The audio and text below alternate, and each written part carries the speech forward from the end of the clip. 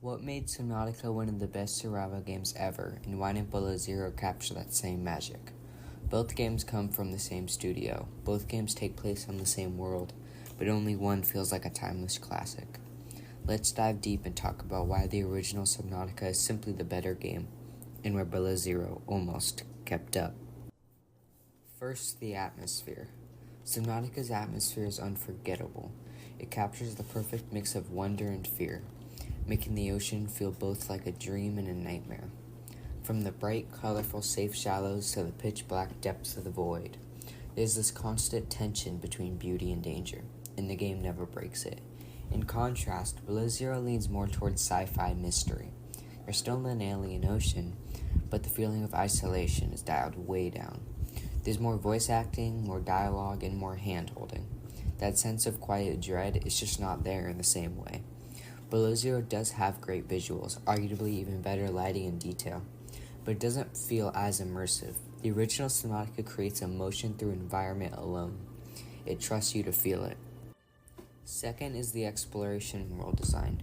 One of the biggest strengths of the original Subnautica is its world design. It's one massive interconnected ocean, no loading screens, no awkward transitions, just one seamless world waiting to be discovered. You can swim from the safe surface biomes all the way down to the terrifying Lost River or the lava zone, and every inch of that journey is handcrafted to tell a story. In Below Zero, the world is smaller. It's split into zones, and a lot of them feel disconnected. You go from one area to another through tight passages and tunnels that feel more like loading rooms than organic transitions. It breaks that sense of scale and discovery. And while Below Zero's map is more compact and maybe easier to manage, it doesn't inspire the same curiosity. In Subnautica, the more you explore, the more you feel like you're unraveling a mystery buried deep in the planet. Third is the storytelling approach. Subnautica tells a story without really telling it. There's no talking protagonists, no cutscenes, no long conversations. You find clues, you piece things together, and you're rewarded for being curious. It respects the player's intelligence. The story unfolds through data pads, environmental storytelling, and creepy alien tech you stumble upon when you're least expecting it. Below Zero flips that around. It gives you a voiced character, Robin, who talks often, sometimes to herself and sometimes to Alan, the alien inside her head. And while that voice acting adds production value, it removes the mystery. You're no longer isolated, you're being guided. And it's not bad storytelling. Alan's arc is interesting, but it doesn't feel like your story. It feels like Robin's. That difference in narrative freedom is a big reason why Subnautica sticks with people longer. Fourth is Subnautica's progression in tech versus Below Zero. Subnautica's progression feels natural. You start with nothing, and slowly you build survival knives, scanners, vehicles to go on deeper dives, and better equipment. Every upgrade means access to a new part of the world, and every piece of tech has weight behind it. Whether it's the sea moth, the cyclops, or the prawn suit, they're all iconic. You don't just unlock them, you earn them. In building your base, your scanner rooms, your farms, it all just feels personal and essential. Below Zero has similar systems, but with less impact.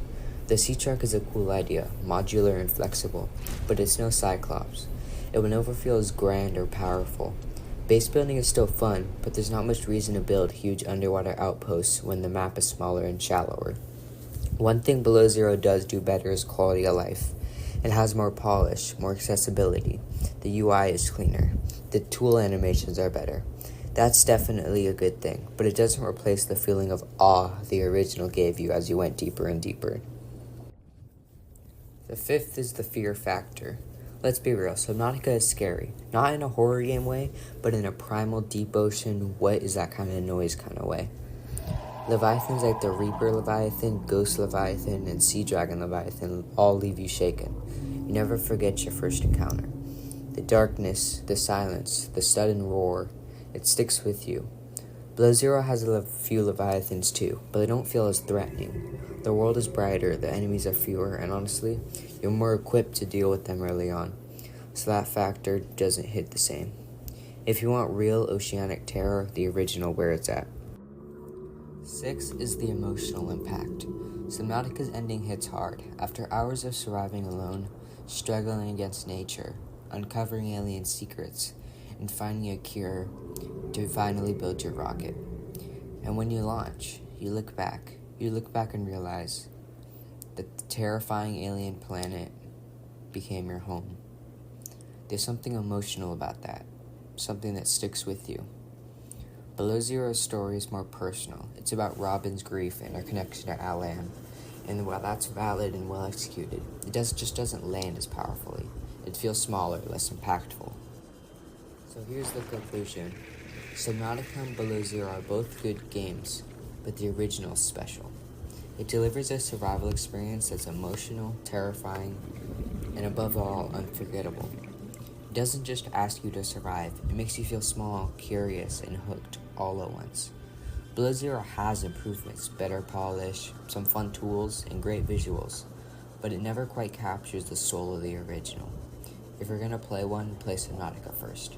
And if you play both, let me know which sticks with you more. I'd love to hear your thoughts in the comments. Thanks for watching, and if you enjoyed this deep dive, consider subscribing for more honest breakdowns on great games like this one.